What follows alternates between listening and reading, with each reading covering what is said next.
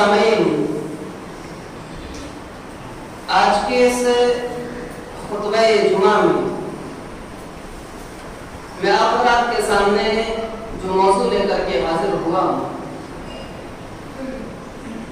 وہ ہے آفتیں اور مصیبتیں آئیں تو کیا کریں۔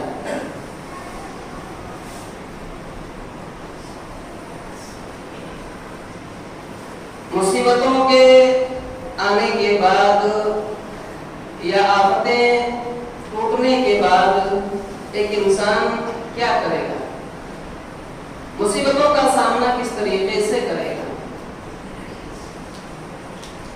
دیکھیے یہ دنیا ہے اور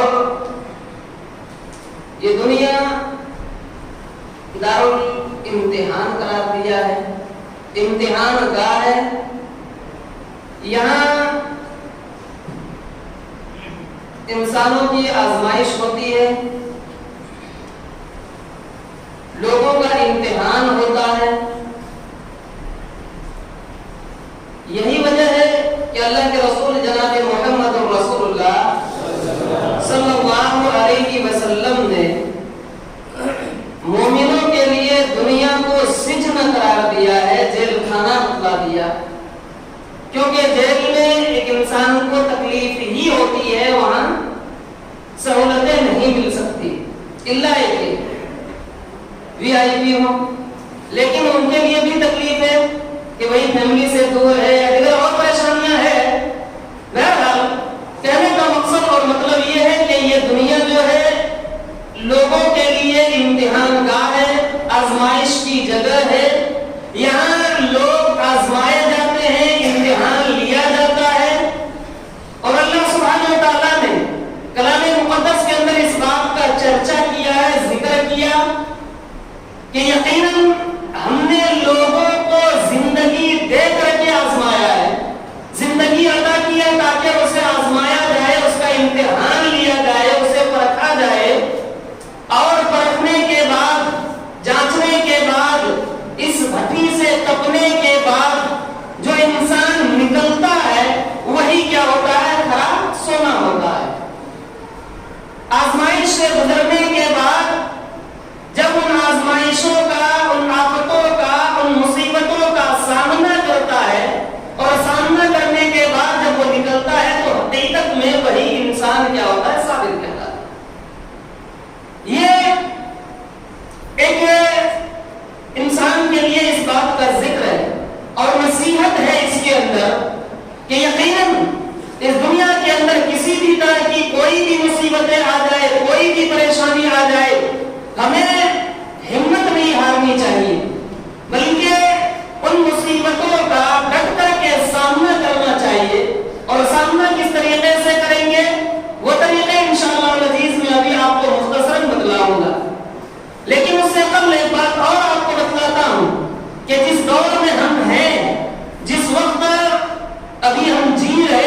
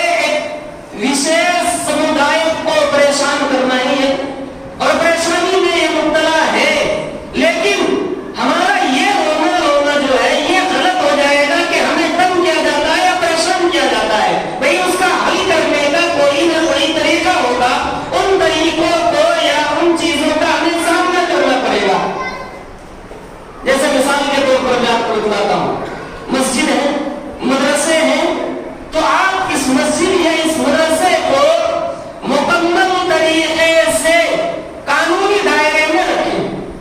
جو ہندوستانی قانون ہے، جو یہاں کے ویدھان سبھا کی ہے، جو اس طریقے کے یہاں کے جو قانون بنائے گئے ہیں، ان قانون کے دائرے میں مدرسہ مسلم رجسٹر ہونا چاہیے.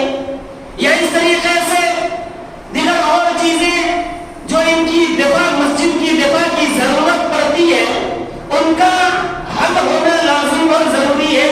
اور خاص کر کے اس وقت میں آپ کو بات بتلاؤں، سب سے زیادہ رجسٹر وغیرہ کے بعد جو چیزوں کی ضرورت پڑتی ہے، مسجدوں ہو یا مدرسے ہو، ان کے لیے CCTV کیمرے کی سب سے زیادہ ضرورت ہے.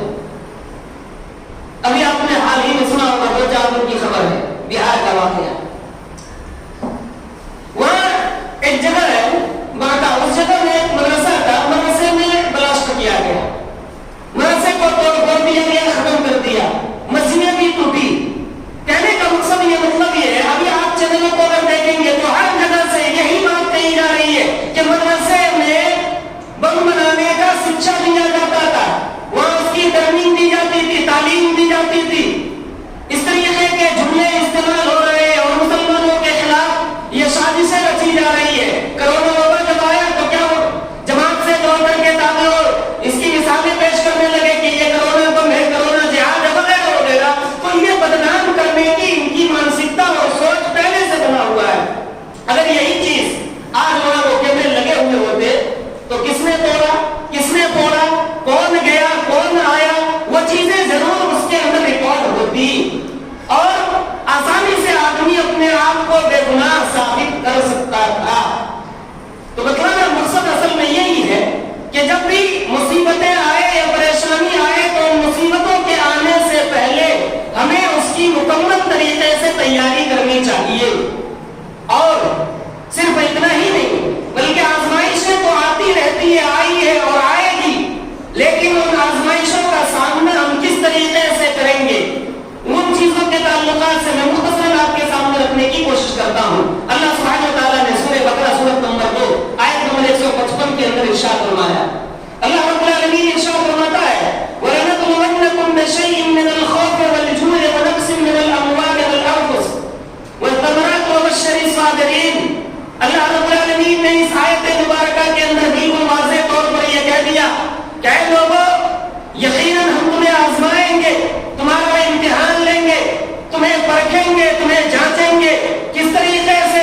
من الخوف، خوف کے ذریعے سے، ڈر پیدا کر کے، خوف پیدا کر کے. خوف کس کی ہے؟ دشمنوں کے ہیں.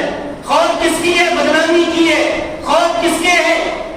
کئی چیزوں کا سامنا کرنا پڑتا ہے. تو اللہ سبحانہ و تعالیٰ فرماتا ہے کہ خوف کے ذریعے سے ہم تمہیں آزمائیں گے، امتحان لیں گے، لیکن اس خوف کے آزمائش اور اس مصیبت میں، اس پریشانی میں ہمیں اس کا ڈٹ کر کے سامنا کرنا پڑے گا.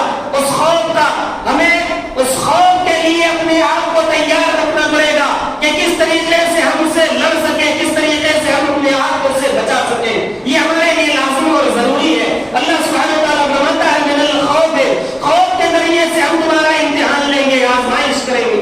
اور والجوع،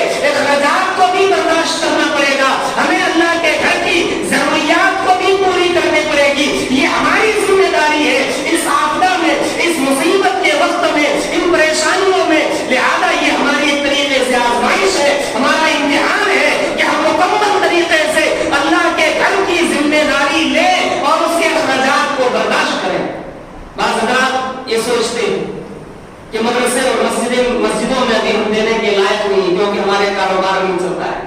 اللہ کے بندو جس طریقے سے آپ اپنے گھر کے خرچے کو ڈالتے ہیں ویسے ہی آپ اللہ کے گھر کے بھی کیا ہے خرچے کو برداشت کیجیے. اس کا بھی خرچ ہمارے اوپر ہی آتا ہے, کسی اور کے اوپر نہیں آئے گا. اللہ سبحانہ و تعالیٰ فرماتا ہے کہ میرا جو ہے وہ کی وجہ سے ہم امتحان لیں گے, آزمائش میں ڈالیں گے, اور وَنَقْسِم مِّنَ الْأَمْوَالِ مالوں کو کم کر کے امتحان لیا جائے گا, کاروبار روک دیا جائے گا, فصلیں تباہ و برباد ہو جائے گی, یا فصلیں تیار ہی نہ ہو, بارش روک دی جائے گی, یا اس قدر بارش ہوگی کہ بارش کی وجہ سے فصلیں خراب ہو جائے گی. اللہ کے رسول جناب محمد رسول اللہ صلی اللہ علیہ وسلم کا ایک واقعہ اٹھا کر کے دیکھیے بخاری شریف کی. نبی اکرم جناب محمد رسول اللہ صلی اللہ علیہ وسلم ایک دن مسجد نبوی میں خطبہ دے رہے, جمعہ کا دن تھا. بخاری شریف کی روایت ہے, حدیث کے راوی حضرت انس بن مالک رضی اللہ تعالیٰ عنہ ہے. حضرت انس بن مالک رضی اللہ تعالیٰ عنہ بیان کرتے ہیں کہ کافی دنوں سے مدینے میں بارش نہیں ہوئی تھی, دھوپ چل رہی تھی, لوگ پریشان حال تھے. نبی صلی اللہ علیہ وسلم جمعے کے دن مسجد نبوی میں خطبہ دے رہے, منبر رسول پر آپ کھڑے ہیں, آپ صلی اللہ علیہ وسلم لوگوں کو نصیحت کر رہے ہیں.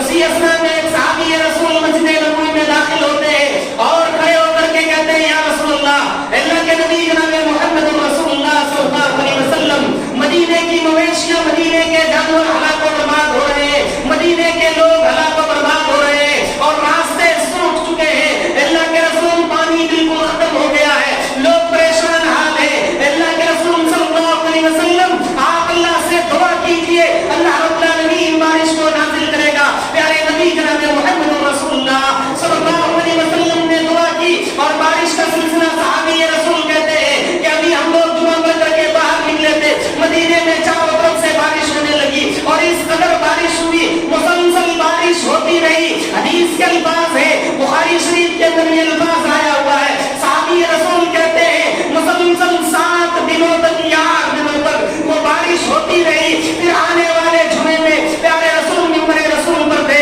آپ خطبہ دے رہے تھے, پھر وہ صحابی رسول اٹھ کر کے کھڑے ہوئے, کہا یا رسول اللہ, اللہ کے رسول جناب محمد رسول اللہ صلی اللہ علیہ وسلم, مویش مدینے کے جانور یا مدینے کے لوگ ہلاک و برباد ہو رہے ہیں اور مدینے کے راستے ٹوٹ رہے ہیں. نبی صلی اللہ علیہ وسلم آپ اللہ سے دعا کیجئے, بارش کو اللہ روک دے گا.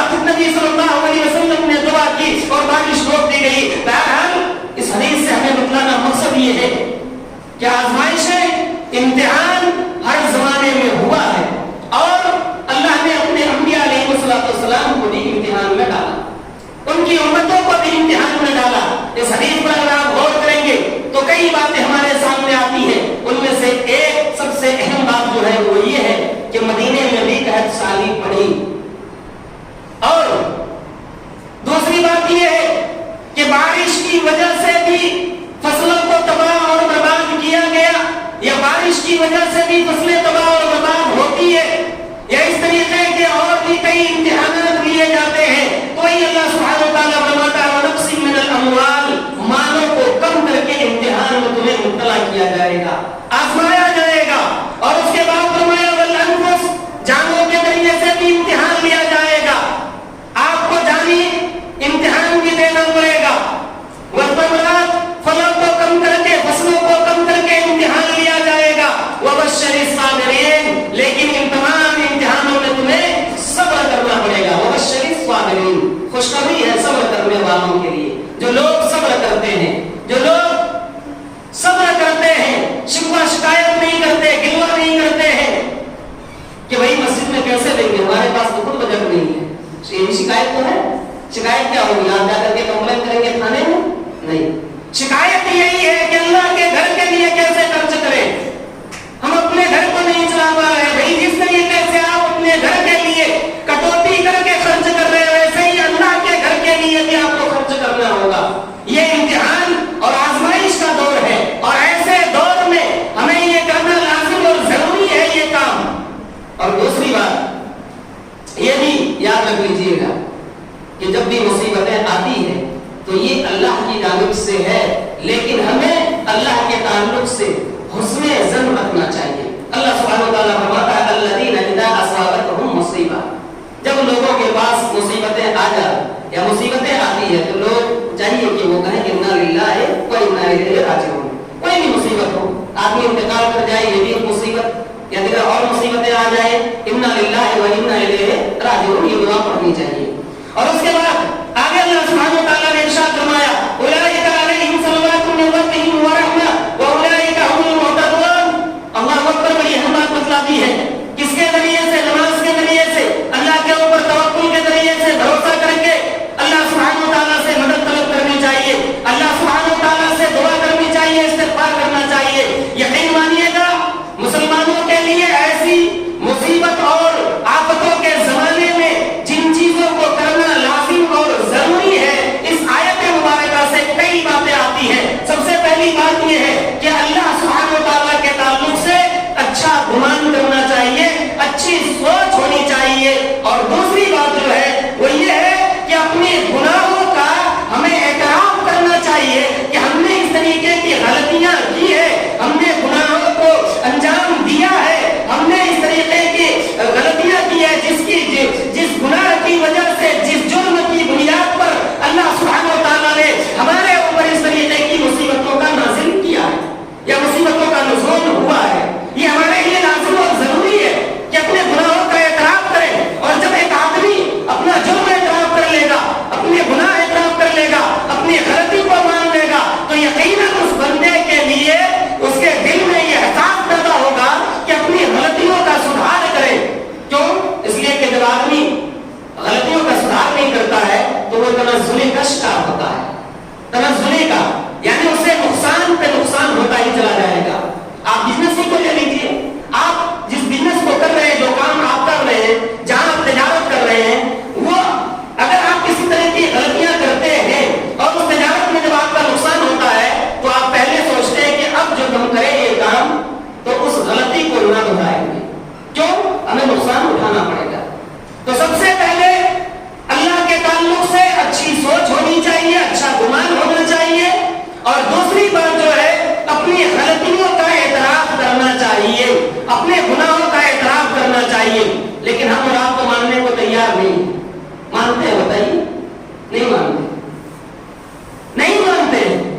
ہمیں لگتا ہی نہیں ہے کہ ہم گناہ کر رہے ہیں، ہمیں لگتا ہی نہیں ہے کہ ہم غلطی کر رہے ہیں. یا اتنے لوگ بیٹھے ہوئے ہیں، ہر آدمی یہی کہے گا یہاں آنے کا مقصد کیا ہے، اسے کلمہ توحید کا اقرار کیا ہے تبھی تو آیا مسجد میں جمعے کے لیے. لیکن وہ اس بات کو نہیں مانتا ہے کہ اللہ نے ہمیں نماز ہمارے اوپر فرض کیا، نماز بھی پڑھ لیں. غلطی کر رہا ہے لیکن غلطیوں کا احساس نہیں ہے. تو ضرورت ہے غلطیوں کے احساس کرنے کا، اعتراف کرنے کا، اور پھر اس غلطی کو سدھارنے کا.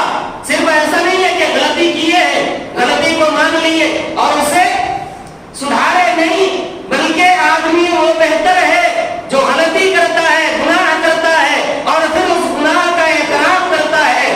اعتراف کے بعد اس گناہ کو وہ سدھار لیتا ہے، اس غلطی کو وہ سدھار لیتا ہے، تو یقیناً وہی آدمی کیا ہے، سب سے بہتر آدمی کہلاتا ہے. اللہ رب العالمین نے اس بات کے، اس آیت کے اندر اس بات کا ذکر کیا. تیسری بات جو ہے وہ یہ ہے کہ کثرت سے دعا کرنا. اللہ سبحانہ وتعالیٰ سے دعا کریں گے تو یقیناً اللہ رب العالمین ہماری مصیبتوں کو دور کر دے گا، ہماری پریشانیوں کو دور کر دے گا. اور اس کی مثالیں بے شمار ہے. آپ دیکھیں اٹھا کر کے قرآن مقدس ہی کو تو آپ کو معلوم ہوگا حضرت یونس علیہ السلام کے اوپر مصیبت پڑی تو کس طریقے سے آپ نے دعا کی، اللہ نے کیسے نجات دیا. حضرت آدم علیہ السلام ہے، حضرت نوح علیہ السلام ہے، حضرت موسیٰ علیہ السلام ہے، نبی اکرم صلی اللہ علیہ وسلم ہے. الغرب جتنے بھی انبیاء علیہ السلام اس دنیا میں آئے اور جب بھی ان کے اوپر مصیبتیں پڑی سب نے یہی دعا مانگی کہ اللہ ہم نے غلطیاں کی ہے، ہم اپنی غلطیوں کا اعتراف کرتے ہیں، اللہ تمہاری غلطیوں کو معاف کر دے، ہمارے گناہوں کو معاف کر دے اور تو ہمارا اصلاح فرما دے. اللہ رب العالمین نے ان تمام انبیاء علیہ السلام کی یا ان لوگوں کی جنہوں نے گناہ کیے، گناہ کے بعد، غلطیوں کے بعد اپنا اعتراف کیا اور پھر معافی مانگی، اللہ نے اسے معاف کر دیا. استغفار یہ بھی لازم اور ضروری ہے. اور اسی طریقے سے آخری بات جو اس آیت کے اندر بتلائی گئی ہے وہ یہ ہے کہ مصیبت کے وقت مصیبت زدہ لوگوں کی مدد کرنا. مصیبت کے وقت مصیبت زدہ لوگوں کی مدد کرنا، چاہے آپ کے پڑوسی مصیبت زدہ پریشان حال ہو، آپ ان کی مدد کریں، کس طریقے سے مالی اعتبار سے ہو، وقتی اعتبار سے ہو یا اصلاحی اعتبار سے ہو، کسی بھی طریقے سے دعوتی اعتبار سے ہو، ہر معاملے میں ہر طریقے سے آپ ان کی مدد کریں، یہ ہمارے اوپر لازم اور ضروری ہے۔ پیارے رسول جناب محمد رسول اللہ صلی اللہ علیہ وسلم کی ایک حدیث رکھ کر کے میں اپنی بات کو ختم کرتا ہوں۔ نبی اکرم صلی اللہ علیہ وسلم ارشاد فرماتے ہیں، دیکھیے نبی صلی اللہ علیہ وسلم نے ارشاد فرمایا، یہ حدیث سلسلۃ الاحادیث صحیحہ حدیث نمبر 906 کے ہے۔ اللہ کے رسول صلی اللہ علیہ وسلم ارشاد فرماتے ہیں، امشی مع اخی فی حاجۃ احب الی من ان اعتکف فی هذا المسجد شهرا۔ نبی اکرم صلی اللہ علیہ وسلم نے ارشاد فرمایا کہ میں اس بات کو زیادہ پسند کرتا ہوں کہ میں چلوں اپنے بھائی کے لیے، اپنے بھائی کے ساتھ، یا ان کی حاجت کے لیے، ان کی ضروریات کو پوری کرنے کے لیے میں اس بات کو زیادہ پسند کرتا ہوں کہ میں اعتکاف کر لوں اس مسجد میں، یعنی مسجد نبوی میں 1 مہینے کے لیے۔ تو اس سے کہیں زیادہ بہتر میں یہ سمجھتا ہوں کہ میں اپنے بھائیوں کی مدد کروں، ان بھائیوں کے جو لوگ مصیبت میں پھنسے ہوئے ہیں۔ بڑی اہم بات اللہ کے رسول صلی اللہ علیہ وسلم نے ذکر کر دیا، اعتکاف سے کئی گنا زیادہ اہمیت اور ترجیح دی آپ نے اس بات کے اوپر کہ جو لوگ پریشان حال ہیں، آپ ان کی پریشانیوں کو دور کرنے کی کوشش کریں، آپ انہیں سمجھائیں یا آپ ان کی مدد کریں ہر طریقے سے جیسے بھی ہو سکے۔ اب یہ صرف کوئی ضروری نہیں ہے کہ آدمی ہی پریشان ہو، بلکہ ہر طریقے سے پریشانیاں، ابھی سب سے زیادہ اگر پریشانیاں کسی کے اوپر آئی ہے تو یقین مانیے گا جہاں سے قال اللہ اور قال رسول کا درس ہوتا ہے ان جگہوں کے اوپر پریشانی آئی ہے۔ مدارس کے لیے سب سے زیادہ پریشانیاں ٹوٹی ہے، مساجد کے لیے سب سے زیادہ پریشانیاں ٹوٹی ہے۔ لوگ یا ان کے انتظامی جو ہے، کمیٹی کے ممبران جو ہے، وہ لوگ پریشان ہیں کہ مدرسے یا مسجد کے خرچے کو کس طریقے سے برداشت کیا جائے گا، کہاں سے اسے حل کیا جائے گا، کس طریقے سے اٹھایا جائے گا۔ ایسے حالات میں، ایسے مواقع پر ہمارے اوپر لازم اور ضروری ہے کہ ہم کھل کر کے ان مساجد کی مدد کریں، ان مدارس کی مدد کریں جس بھی طریقے سے ضرورت ہو۔ اور دوسری بات یہ ہی کہوں گا میں آخری وقت میں کہ ہم اپنے ان مصیبت کے اوقات میں ان تمام چیزوں کی اور اپنی حفاظت کی ذمہ داری خود اٹھائیں۔ اللہ سبحانہ و تعالیٰ سے دعا ہے کہ پروردگار عالم تو ہم تمام طرح کی مصیبتوں سے نجات دے۔ الہ العالمین جو ہمارے اوپر پریشانیاں آئی ہیں، مصیبتیں آئی ہیں، اے اللہ تو مصیبتوں کو دور کر دے۔ پروردگار عالم جو دشمنان اسلام امت مسلمہ کے لیے، دین کے لیے، اس اسلام کے خاطر جو سازشیں رچ رہے ہیں یا سازشیں کی جا رہی ہے، اے اللہ تو ان کی سازشوں کو ناکام کر دے۔ پروردگار عالم تو امت مسلمہ کو غالب فرما، اے اللہ امت مسلمہ کو عزت عطا فرما۔ پروردگار عالم تو جب تک ہمیں زندہ رکھے، ایمان کی حالت پر زندہ رکھ، جب ہمارا خاتمہ ہو ایمان